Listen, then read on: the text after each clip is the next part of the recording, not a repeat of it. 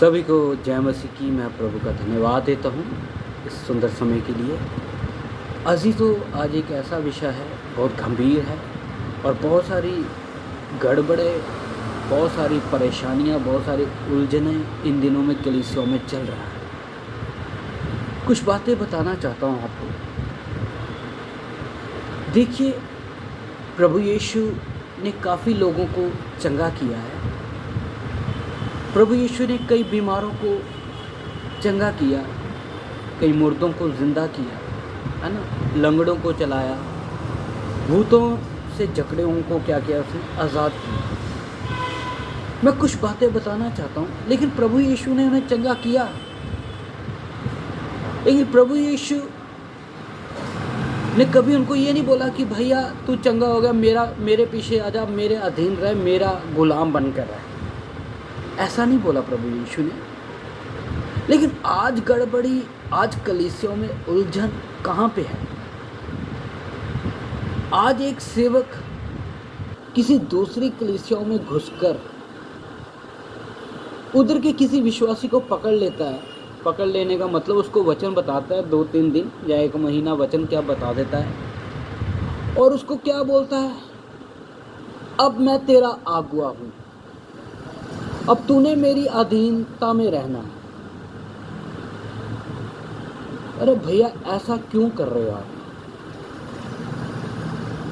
जिस सेवक ने उस विश्वासी के पीछे दिन रात मेहनत किया, आंसू बहा बहा कर प्रार्थना करके उसे पाप के, शैतान के बंधन से, पाप के बारे में घायल करके उसको मसीह में खड़ा किया, और आप आते हो एक दिन उसके पास और उसको बोलते हो आपका सेवक सही नहीं है, उसके पास तो उपदेश नहीं है, उसके पास तो वचन नहीं है।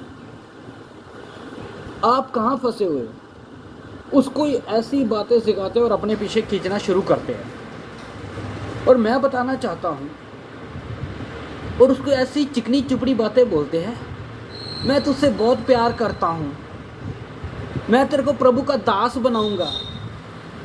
अरे भैया, ये ऐसा लालच क्यों दे देकर अपने पीछे लगा रहे हो लोगों को? हाँ, अगर वो विश्वासी कहीं संगति नहीं करता, अगर उसका किसी सेवक के साथ संबंध नहीं है, फिर आप उसको बोलो कि भैया मैं आपको संगति दे सकता हूँ, है ना, वो अलग चीज़ है। लेकिन आप अपना रोब, अपना रुतबा उसके ऊपर पेश करोगे, वो सही नहीं है।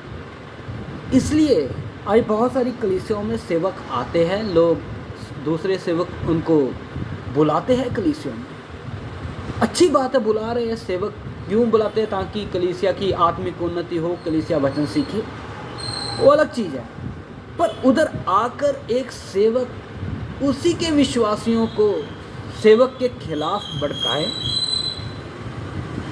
उसी के वर खिलाफ जाए और बोले उसके पास उपदेश नहीं है, उसके पास ज्ञान नहीं है, तू उधर क्या बैठ कर क्या कर रहा है? तू इधर आना, मेरे पास आना, मैं बहुत बड़ा ज्ञानी हूँ, मैं बहुत सीनियर प्रभु का दास हूँ, मेरे द्वारा वो हो रहा है, वो हो रहा है। अरे भैया, ऐसे कर कर आप सेवा नहीं कर रहे, बल्कि आप पॉलिटिशियन खेल रहे हो। पॉलिटिशियन समझते हो ना? आप पॉलिटिशियन खेल रहे हो।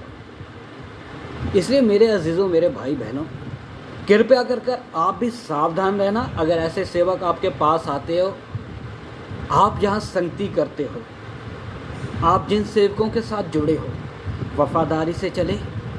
हाँ, मैं जानता हूँ कमियाँ सब में होती है, कमियाँ सब में होती है, लेकिन आप प्रार्थना के द्वारा प्रभु के चरणों में बैठे और सेवक के लिए प्रार्थना करें कि प्रभु उसको ठीक करे। हाँ, अगर प्रभु का आत्मा अगर आपको बोलता है कि हाँ भैया उधर से निकल जा, वो अलग चीज़ है। समझ आ रहा है?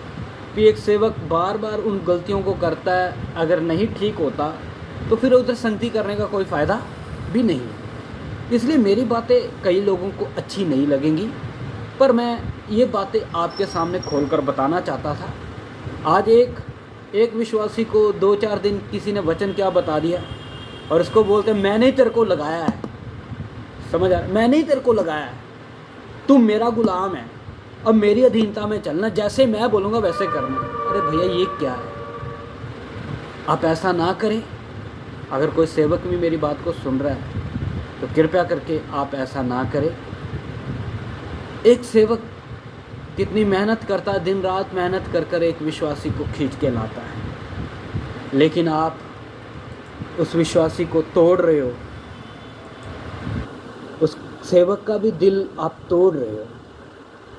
इसलिए आप किसी के लिए ठोकर का कारण ना बने। इसलिए मैं अपनी बातें रखकर आप सभी से विनती करता हूँ कि आप सतर्क रहे, सावधान रहे। सभी को मारना था। जय मसीह की।